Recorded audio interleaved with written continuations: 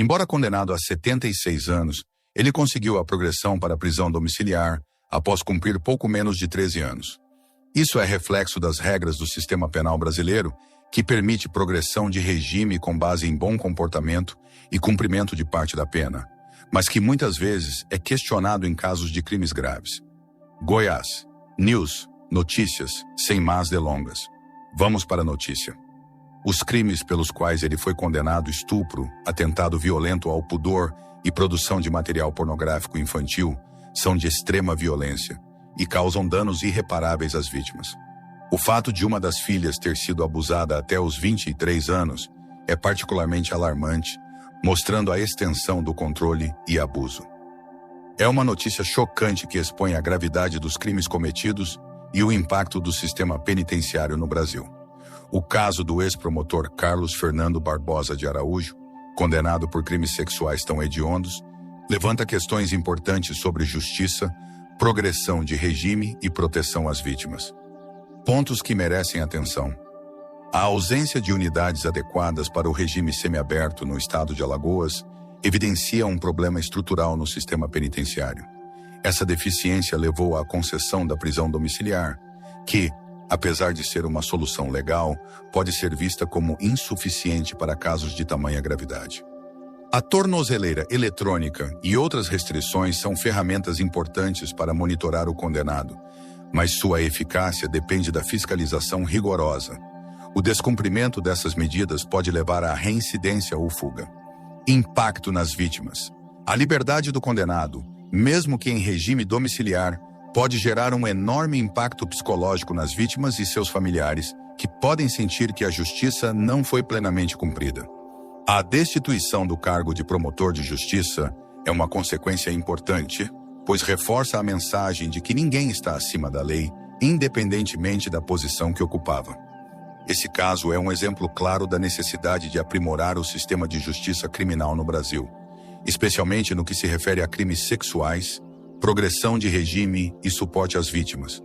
Por mais que a lei permita tais progressões, a sociedade frequentemente questiona se, em casos de crimes dessa natureza, penas mais rigorosas e sem progressão não seriam mais adequadas. Esse caso, envolvendo o ex-promotor de justiça Carlos Fernando Barbosa de Araújo, nos obriga a refletir profundamente sobre a forma como o sistema de justiça lida com crimes de extrema gravidade, como os de violência sexual, especialmente aqueles cometidos contra crianças e adolescentes. Vamos analisar com ainda mais profundidade algumas questões que esse episódio traz à tona. Estamos falando de crimes que destroem vidas.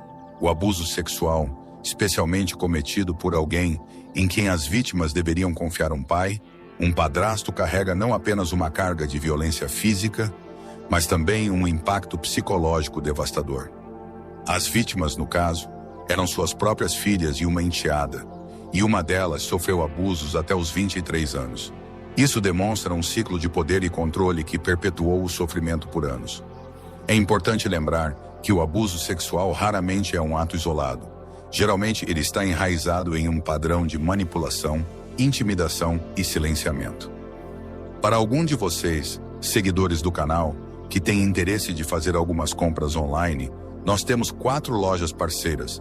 Uma delas se chama Magalu Jorge Rafaela, loja Americana. Também Mercado Livre, Amazon, link logo abaixo da descrição. Boas compras.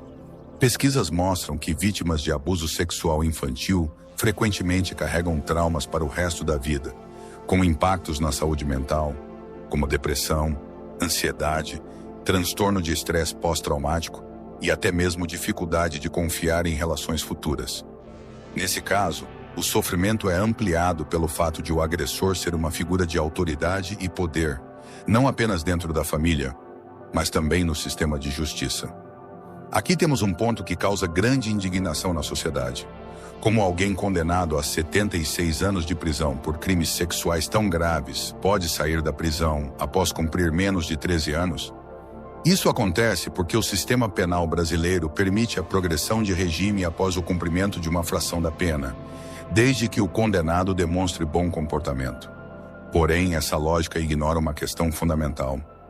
O bom comportamento dentro de um presídio não apaga o impacto dos crimes cometidos, especialmente quando falamos de crimes contra a dignidade humana. Além disso, a falta de unidades de regime semiaberto em Alagoas obrigou a Justiça a conceder a prisão domiciliar, uma medida que muitos consideram insuficiente para casos tão graves. Essa falha estrutural no sistema penal evidencia um problema que não é novo: a precariedade do sistema carcerário brasileiro, que frequentemente transforma progressões de regime em alternativas mais brandas, mesmo para condenados por crimes hediondos. A tornozeleira eletrônica, as restrições de deslocamento e a obrigação de comparecer à justiça são importantes ferramentas de controle, mas elas não garantem que o condenado não volte a cometer crimes ou tente fugir. Além disso, a fiscalização dessas medidas nem sempre é eficaz, especialmente em estados onde a infraestrutura de monitoramento é limitada. É importante lembrar que as vítimas ainda vivem com o trauma de anos de abuso. Saber que o agressor está em casa, mesmo monitorado, pode ser uma fonte de angústia constante para elas e suas famílias. Isso nos leva a questionar: o peso das consequências para o condenado é proporcional ao sofrimento das vítimas? Casos como esse também têm um impacto social profundo. Quando alguém que comete crimes tão graves consegue alcançar a liberdade, ainda que em regime domiciliar, isso envia uma mensagem preocupante para a sociedade e, principalmente, para outras vítimas de abuso sexual. Muitas vítimas hesitam em denunciar seus agressores por medo de represálias, vergonha ou descrença na justiça. Quando veem um caso como este, podem sentir que denunciar não vale a pena, já que o sistema parece falhar em garantir punições severas e definitivas. Em contrapartida, os agressores podem se sentir encorajados, acreditando que as consequências de seus atos serão brandas. Carlos Fernando Barbosa de Araújo não era apenas um pai ou padrasto. Ele era um promotor de justiça, alguém que deveria proteger a sociedade e lutar contra crimes como os que ele mesmo cometeu.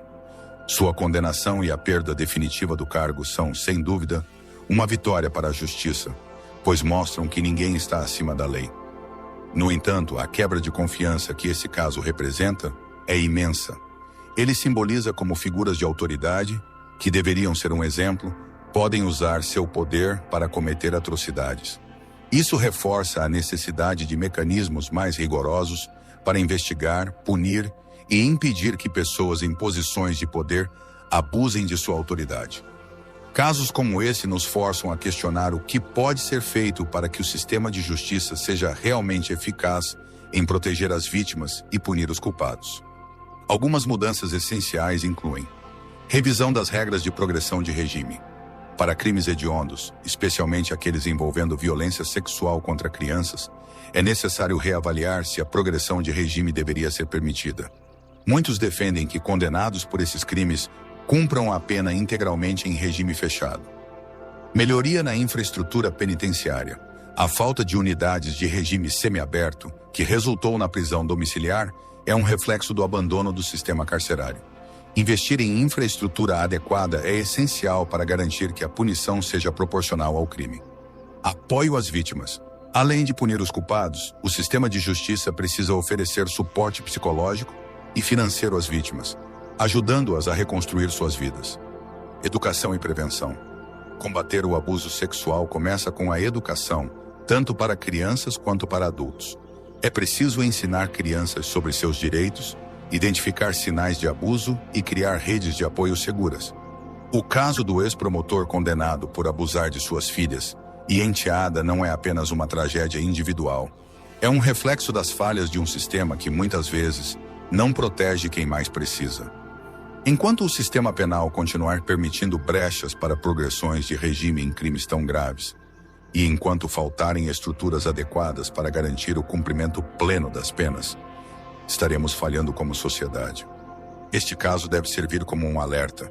Precisamos de reformas urgentes no sistema de justiça, maiores investimentos em proteção às vítimas e uma mudança cultural que rompa o ciclo de silêncio e impunidade em torno da violência sexual.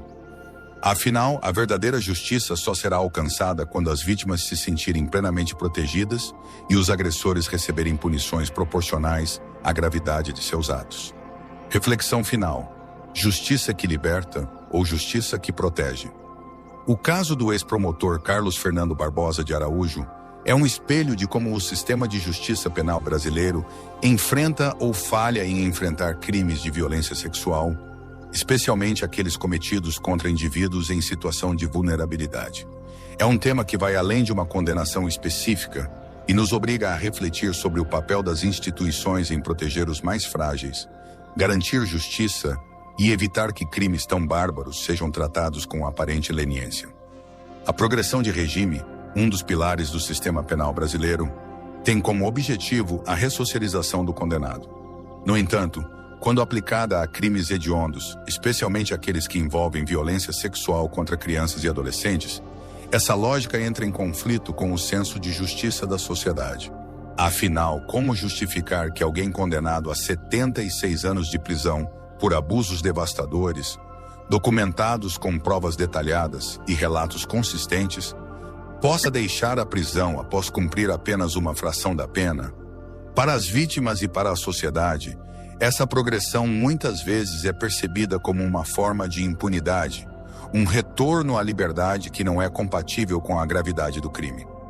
Além disso, a ausência de unidades de regime semiaberto, que forçou a prisão domiciliar, revela um problema estrutural que beneficia o condenado, enquanto as vítimas continuam carregando o peso do trauma. Essa falha do sistema não é apenas uma questão técnica, é uma afronta àqueles que esperam que a justiça seja firme e proporcional. O impacto desse tipo de crime vai muito além do momento do abuso. Estudos mostram que vítimas de violência sexual, especialmente crianças, sofrem consequências psicológicas profundas e de longo prazo, incluindo o transtorno de estresse pós-traumático, TPT, depressão, ansiedade e, em muitos casos, dificuldade em estabelecer relacionamentos saudáveis. No caso relatado, o abuso persistiu por anos, o que multiplica esse sofrimento. Além disso, o fato de o agressor ser uma figura de autoridade, tanto no âmbito familiar quanto no sistema de justiça, só agrava o dano psicológico. As vítimas não apenas enfrentaram o abuso físico, mas também a destruição da confiança em figuras que deveriam protegê-las. A libertação do agressor, mesmo que sob medidas cautelares, pode reabrir essas feridas. Para as vítimas, saber que ele está em casa, ainda que monitorado, é um lembrete constante dos anos de sofrimento. Esse caso levanta uma questão ética. O sistema penal deve priorizar a ressocialização do agressor ou a proteção e reparação das vítimas? Casos como esse não afetam apenas as vítimas diretas, mas toda a sociedade. Quando o sistema permite que condenados por crimes tão graves obtenham benefícios como a prisão domiciliar, a mensagem que fica é de que a justiça é branda, ineficaz e, muitas vezes, incapaz de proteger os mais vulneráveis. Essa percepção pode desencorajar outras vítimas a denunciar abusos, especialmente em casos de violência sexual, que já carregam um estigma significativo. Além disso, reforça a sensação de impunidade entre agressores, que podem acreditar que suas ações terão consequências mínimas. A sociedade também se pergunta: o sistema é realmente justo? A sensação de que a punição não é proporcional ao crime cometido mina a confiança nas instituições e alimenta um sentimento de revolta e descrença.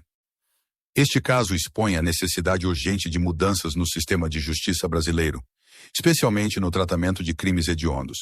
Algumas propostas que podem ajudar a evitar situações como esta incluem: crimes que envolvem violência sexual contra crianças e adolescentes deveriam ser tratados de forma diferente. A progressão de regime nesses casos precisa ser reavaliada, com a possibilidade de penas integrais em regime fechado. É preciso que a justiça reconheça que a gravidade desses crimes exige uma resposta proporcional. A falta de unidades de regime semiaberto não pode ser uma desculpa para converter penas em prisão domiciliar. Investir em infraestrutura penitenciária é essencial para garantir que o sistema funcione de forma adequada e que os condenados cumpram suas penas em conformidade com a lei. Além de punir os culpados, é necessário investir em redes de apoio para as vítimas, oferecendo assistência psicológica, proteção e recursos para que possam reconstruir suas vidas. Justiça não é apenas punir, é também reparar. A prevenção do abuso sexual começa na base, com a educação.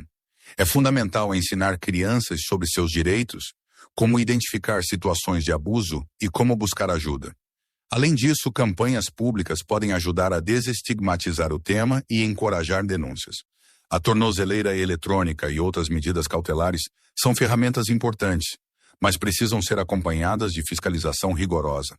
Em casos de descumprimento, a Justiça deve agir rapidamente para garantir que o condenado volte à prisão.